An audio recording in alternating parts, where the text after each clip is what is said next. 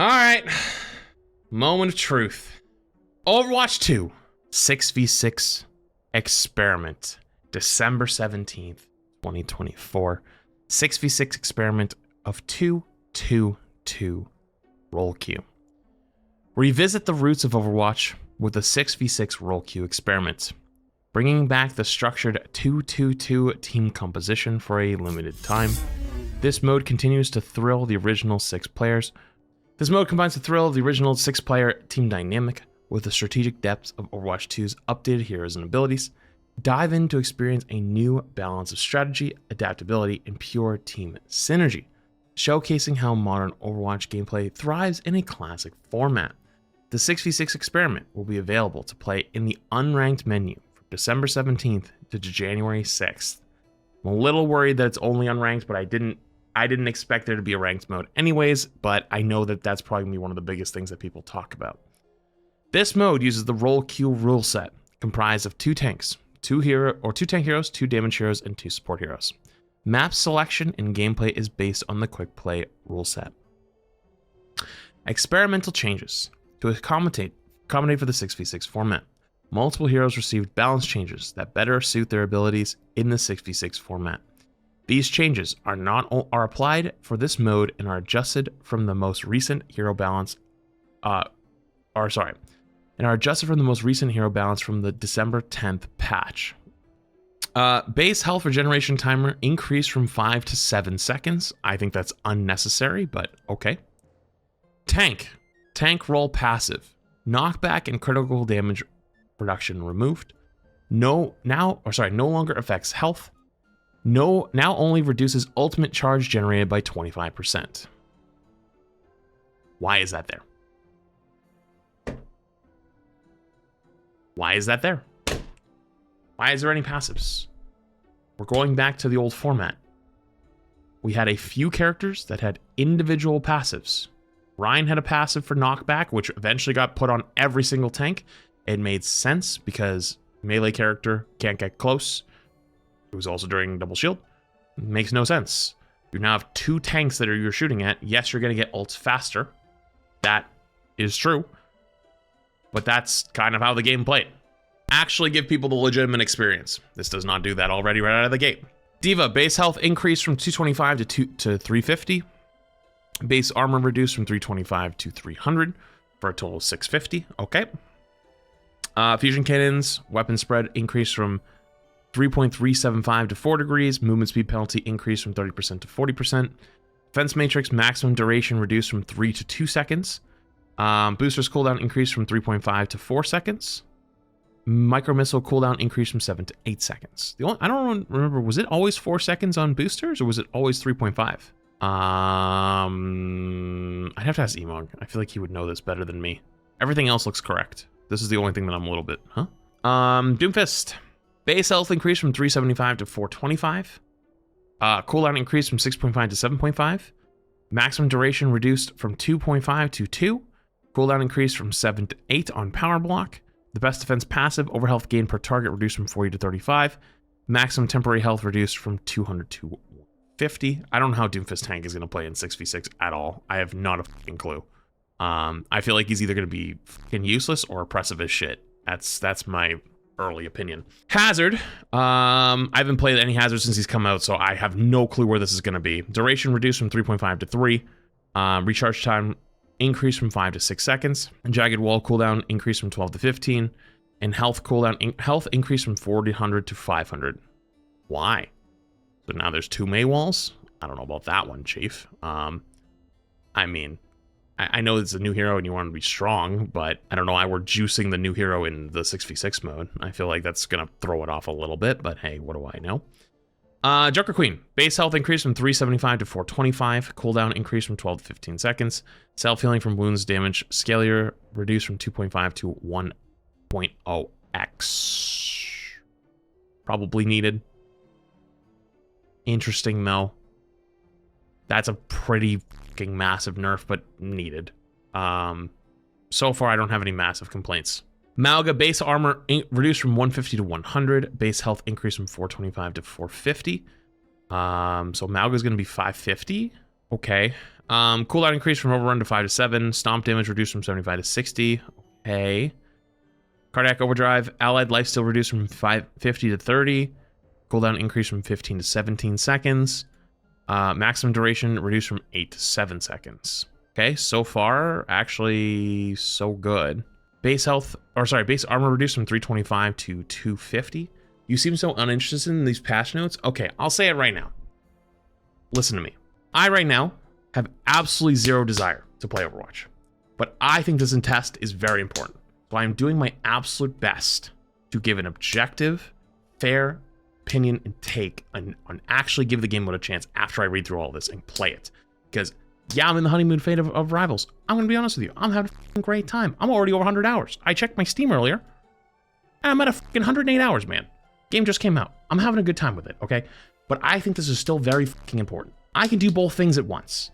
Just because I haven't played in a week and a half, I'm a little bit out of it, right? Like, I don't know what the current meta looks like. I haven't played. It's hard to know, right? So, even though right now I'm currently playing a lot of Rivals, I still think this is important to the health of the game. I think it's a very important thing. And in 3 months from now, when the honeymoon phase of Rivals probably wears off a little bit, I might regret not taking this seriously.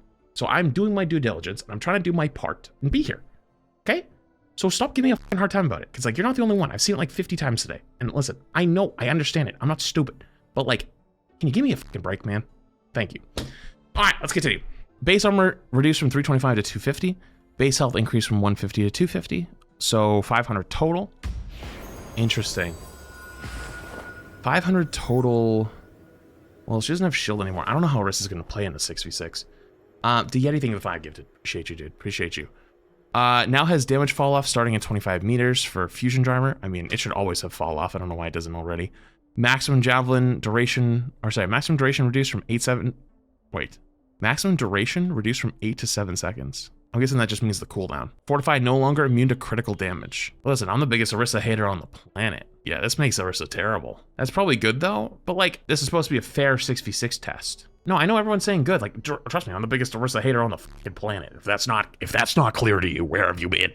But like, I still want it to be a fair test. So like, I don't know about that one. Ramatra, base health increase from 250 to 375.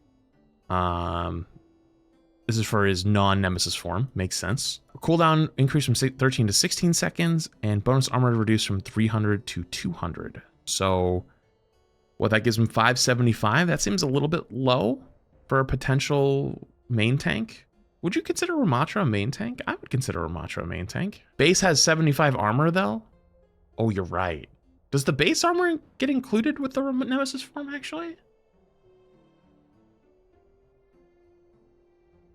Question. I don't know. Base health increased for Ryan from 250 to 325. Base armor reduced from 300 to 225. So they're going to give him a total of 550.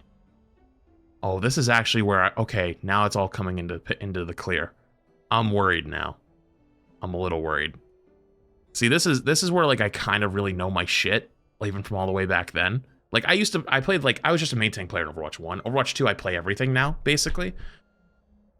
550 being Ryan's HP was peak power Ryan in the best meta that like ever for Ryan, which was like season 24, 25, which is my peak of where I hit like 46, 56, and I was ranked 2. With all the extra damage in the game and all the extra characters and all the extra abilities, having 550 HP, I think you're gonna go boom. You know what? When I was reading a lot of these ones up top, I mean, their characters I think that are impressive, like Orisa or Malga, right? Like you know, I'm reading them, I'm like, oof, you know what? I'm okay with it, because like those, they probably don't want those to dominate. I don't know. 2000 shield though? 2000 shield isn't gonna mean shit. I mean, it might actually mean something, to be fair. It'll mean something. But you don't have stack shields. I mean, I guess you play Sigma, but Sigma Ryan's not very good. I don't know. Maybe Ramatra Ryan could be. We'll see. Now it's a step passive again, reducing knockback by 30%. Actually, good catch by them, adding that back. I actually think it should be higher than 30 these days. I think it should be closer to like 45, because a lot of boosts have been increased, or 40. But still a good catch. Health increase from 1500 to 2000. Charge cooldown increased from 7 to 10 seconds. Steering reduced by 50%. Why? This is just stupid. Fire strike ability charge reduced from 2 to 1. This is dog shit. Distance reduced from 25 to 20. That's a good change. That should be in the base game. Shatter's too long at these days. Like, these were quality of life changes. Steering and Fire Strike, these are quality of life changes. Like, literally just lower the damage by a lot. Like, this is gonna make Ryan feel clunky. Like, did you play Overwatch Classic? You know, Ryan felt so clunky in Overwatch Classic. Yeah, it was fun for like 2 or 3 days, but like after a few days, you realize like, yeah, this is not that fun. That just kind of makes Ryan clunky again, in a lot of ways. So, oof. Roadhog, base health increased from 600 to 650. Did Roadhog? I thought Roadhog said 600 health in Overwatch 1. So Roadhog is actually going to be slightly tankier than he was in Overwatch 1, if I'm not stupid here. When a lot of the other tanks are not really going to have more than their original by much. Interesting. Secondary fire airburst projectile is added, so they're reverting Hog, it looks like. Primary fire, 4 large canister projectiles removed. Primary fire pellets per shot increased from 16 to 25. Damage per pellets increased from 6.25 to 6.5, so Hook will one-shot. Critical damage multiplier increased from 1.5 to 2. Cooldown increased from 6 to 8 seconds. So I think Hog is going to one-shot on Hook. It looks like Hog will one-shot on Hook. So increased health and he will one-shot. Oof. Default bind movement moves from secondary fire to ability 2. Maximum heal reduced from 400 to 325. Maximum damage reduction reduced from 40 to, wait, maximum damage reduction increased from 40 to 50%. Cooldown is now 8 seconds, no longer resource based. Whole Hog reduced from 8 to 6 seconds. Wow. Okay. I already feel like it's gonna be Hog Sigma, and I haven't even read Sigma yet. Base health increased from 275 to 250. Or sorry, base shield health reduced from 275 to 250. So what does that make it now total? Chat, little help. What is Sigma's base health right now? Is it 250? Or sorry, 6? Is it what is it right now? 450? Wait, what? How much health is Sigma right now on live? It'd be 450 health plus his 250 shield. So 600? Recharge rate increased from 85 to 100 health per second. Okay. Damage reduced from 120 to 100. Okay. Cool. If you're changing every single number in the game, and there's already a passive that's in the game that gives tanks extra health versus roll queue versus non-roll queue, the way these patch notes should be written is it should tell you legitimately what the number is now. It should say, shield health reduced, whatever, base health stays. And it's like, then you can go, oh, okay, so the two numbers are this plus this put together. Yes, that is how that should be written. If you don't think so, I don't know what to tell you, man. They are changing literally every single character in the game. It should, if they're not going to tell you what it is now, it should have an implied number. Or like, you see this one, like right here, we know what it is. With these numbers right up here, okay, well, we know health got changed, we know armor got changed. Add them together. Boom. There you go. Base health increased from 225 to 350, and armor reduced from 200 to 250, so 550 total. No longer ignores armor damage reduction. Secondary fire charge time increased from 0.85 to 1.1. I'm glad they kept the right click for Winston. That's a good thing. I wish they did the same thing for Ryan. Secondary fire ammo cost increased from 12 to 25. That's a lot. Jump pack cooldown increased from 5 to 6. Barrier cooldown increased from 12 to 13. Okay. Primal range maximum health gain reduced from 700 to 500. It's fine. Wrecking ball base shield health removed. Base health increased from 300 to 500. Base armor reduced from 175 to 150, so for 650 total. Adaptive shields no longer able to disperse shields to allies. Radius reduced from 13 to 8 meters. Overhealth gain per target reduced from 100 to 75. Cooldown increased from 8 to 10 seconds. Okay. Zarya. Base health increased from 175 to 225. Okay. No longer shares a cooldown with projected barrier. Maybe a bit of a hot take. I feel like it should still. I feel like some of these characters have evolved with Overwatch 2. And this is like, I know they're trying to like make it feel more like Overwatch 1 version, but some of these characters evolving has made it better. Like, just made it more intuitive and made it more fun to play. I understand why they're making the decision. I just think that if they ever do this again in the future, we shouldn't do. Health reduced from 225 to 200. Duration reduced from 2.25 to 2. Cooldown reduced from 11 to 10. Health reduced from 225 to 200. Duration reduced from 2.25 to 2. Cooldown reduced from 9 to 8. Okay, cool. Damage roll passive. Healing reduction decreased from 25 to 15.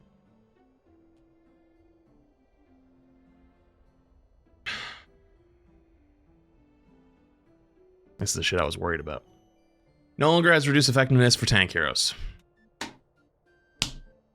I misread this when I skimmed it really quick when I read the first one, like peripheral reading. I thought it said it didn't have an effectiveness for tanks. So let me get this straight. On live, it's currently half of 25, so what, 12.5%. So the DPS passive is going to be stronger in the 6v6 mode. Guys, what the fuck, man? You know how everyone has been nervous and like they're like, oh, if the patch is really bad for the 6v6, it's not going to be a great test, and then people are going to argue about it, and it'll be like an excuse to go, oh, well, it's not that good. You just gave those people ammo. Like everything up until this point has been fine, other than like the 1 or 2 tank passive things. It's like I'm not a big fan of that. You just gave them ammo. Now they have ammo. Like that group of people who have been worried about that and like fear mongering, you just gave them ammo with this, period. That's it. Point blank. Stupid. Bob health increase from 1,000 to 1,200. Cassie Finn the hammer. Secondary fire increase from 45 to 50.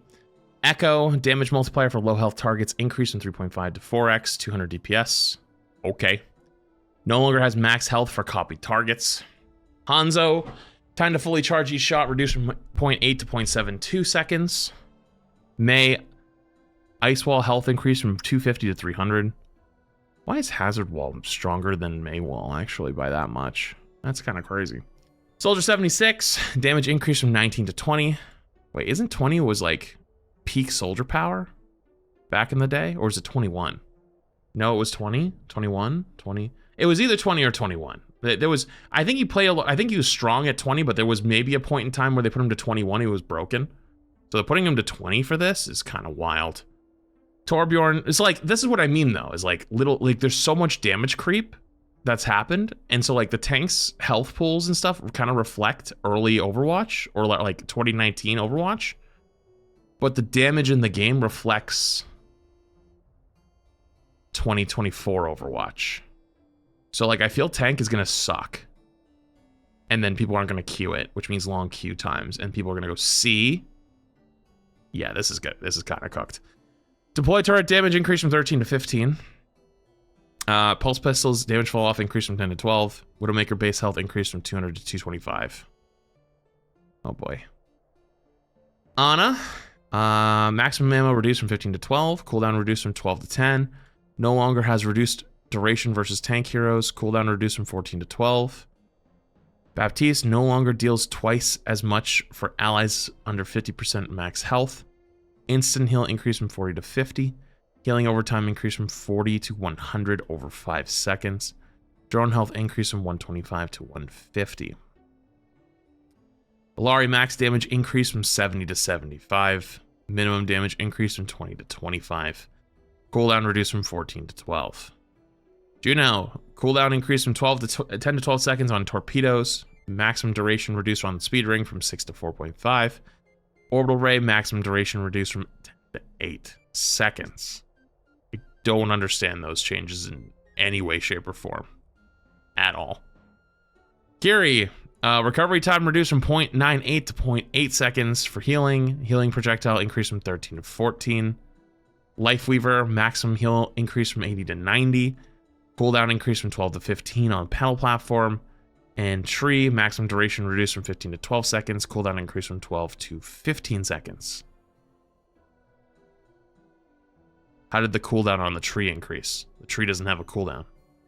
Oh, it probably is platform. Good call. It's cooldown increase. It's probably it's the platform, just there twice. Zenyatta. Orb of Destruction. Ammo increased from 20, reduced from 25 to 20. Time to wear off when not in line of sight, reduced from 5 to 3. Discord Orb no longer has a target or cooldown per target. Time to fall off target when not in line of sight, increased from 1.5 to 3 seconds. Snap Kick reduced by 20%, no longer increases quick melee damage.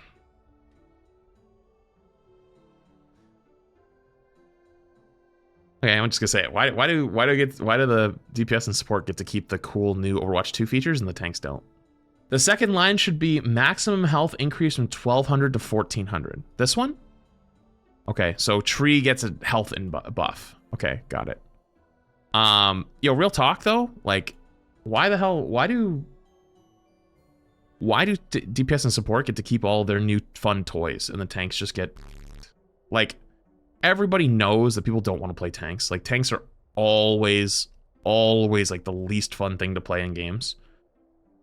And like, I get that, but like, I feel like we're making it worse. Quite disappointed with the way these patch notes are, not the numbers. I think the numbers on a lot of these are fine. I'm worried that the tanks are a little bit too squishy, considering all the damage creep that's been in the game. But the big thing is the passives. The passives are so dumb. Like, that was so easy to not put the passives in, man. Like, that was so simple. Maybe they'll change it. Maybe they'll take it out. But, man, like, that's such an oversight. That's actually such an oversight. Oh, well. We'll go give it a shot. See what happens. All right. While he's doing that, I messaged him and said, Winter Wonderland brings more holiday cheer. It's that time of year when you see the snow falling and homes are decorated with colorful hollies. You're sipping peppermint hot cocoa as you enter the queue, because Winter Wonderland has returned to Overwatch 2. We're bringing some good old Yi-tide fun. Good old Yi-tide fun. I probably butchered the fuck out of that, but I can't picture what that phrase is. Along with even more collectibles that can't be outdone. So keep reading to discover what additional surprises that are in store in this holiday season you are able to play for. Login rewards, gift wrap for you. The event has already kicked off, all bright and merry with adorable gifts that are festive and cheery. A new snowflake icon that looks crystal clear, and a new party hat icon to bring in the new year. Party hat is fucking, that's a good one. And what's that? A new trinket too? It's an adorable Durami souvenir waiting for you. These treasures will fill you with glee when you log into Overwatch 2 and you get them for free. Listen, man. You guys are getting your asses kicked by rivals right now. An icon, and a souvenir. Ow. Ouch. 6v6, more the merrier. If you've been looking for challenges, ways to play, oh boy, we're going to make your day. We've been brawling through the snow with now 6v6 battles on King's Row. With two tanks on each team, you can now be sure the jingle bells will ring. The rules are 2-2-2, which should be familiar, but our newer heroes will make things peculiar. Our patch notes will have some balance changes to make things fair. Be sure to read them so you can prepare. January 6th is when the experiment ends. Be sure to group and play with your best friends. Okay, I love the way this is written. It's pretty cute. I like it. Play your favorite winter brawls. When you invite your friends by clicking on the battle tag names, you don't have to be stuck playing silly reindeer games. Your favorite winter brawls are in the arcade, packed with lots of winter fun every time they are played. May's Snowball Offensive is first on the list, featuring your favorite climatologist. Whether you play 5v5 elimination free-for-all deathmatch, Snowballs will be flying with his intense dispatch, and then go exploring. Okay, we know this. This is reused shit. This is all the same stuff from before. New challenges for new presents. Regardless if you play an arcade, quick play, or competitive, there are new rewards that you can earn that are incredibly lucrative. You can earn the new casual Hanzo skin right now, and the completing the Winter Wonderland challenges is how. There's new sprays and name cards to deck the halls, but surprise, we now got more rewards for you all. In the past Winter Wonderland events, there was a brand new skin to earn for free, but starting December 19th, we're giving you the chance to earn 3. 3 new challenges will appear, which will reward 3 legendary skins that will make their premiere. When you complete just 3 fun and festive games, the Marionette Echo legendary skin shall be gained.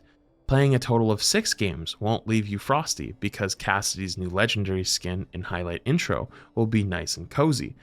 Finally, playing 9 games will be just as sleek, with Widowmaker's legendary skin and highlight intro that is totally winter chic. And don't forget, wins count as double, so it really shouldn't be that too much trouble. See, there it is. Now you're competing. This is good. This is competing. This is better. Premium bundles for your holiday wish list. Finally, like a hot-baked cookie fresh from the oven, a new premium skin is still available for the Mercy main Coven. When you add the Happy Holly Mercy bundle from our shop today, you'll be all the talk of your next holiday party. Other Winter Wonderland favorites will also be on sale, so even your favorite heroes can be merry this winter veil. Holly Jolly Twitch drops. If that's not enough of a treat, we've got some more surprises that is just as sweet. Twitch drops start December 21st to finish our holiday jam. Just watch up to 15 hours of your favorite streamers as they shout out Big Slam. You earn surprise, player icons, and name cards. Just no cans of beef hash, but we have 3 more holiday skins to add to your stash. So link your three? So link your Twitch account to Battle.net without delay, because on January 6th, these cool event seasonal drops will melt away. Earn Twitch drops. Watch 15 hours from December 24th to just... Wait. Why did it say December 24th? Didn't it say 21st? I'm confused. The graphic is outdated. Sorry, not 3 wins. 3 games for each of them. 9 games total for Widow. And wins get double. And then there's also... Twitch drops for 3 legendary skins as well? What are the 3 legendary skins for Twitch drops? What? Wait, they actually cooked. Yo, wait a minute. Hang on. Actually, hang on. Give it up. The Twitch drops are epic technically. Oh, do we know what they are yet though? Oh, the dates on the graphic are outdated. Okay, so let me reiterate. So in-game, you can earn 3 legendary skins by playing 9 games. 3 for Echo, 3 for Cass, 3 for Widow. If you win, it's double progress. So like if you win at least half your games, so like it'd be like 5 games to get Widow. And then also on the Twitch side, if you watch streamers that are live, you get 3 skins as well, which are the Ana skin, the Reindeer Orisa, and the Soldier Sweater skin. Wait, 3 skins for Twitch drops and 3 legendaries for in-game rewards? Wait a minute, that's actually pretty good. All right, I'll give them credit. Gotta give them credit on that one. They kind of cooked. Hey, that's pretty damn good. Competition is magic, Keck W. I've said this for a long time. Everyone's at war with each other over the wrong things, but they don't understand at the end of the day, competition is the best thing any of us could have asked for. Genuinely. So like, hey, glad to see it. This is good. This is good.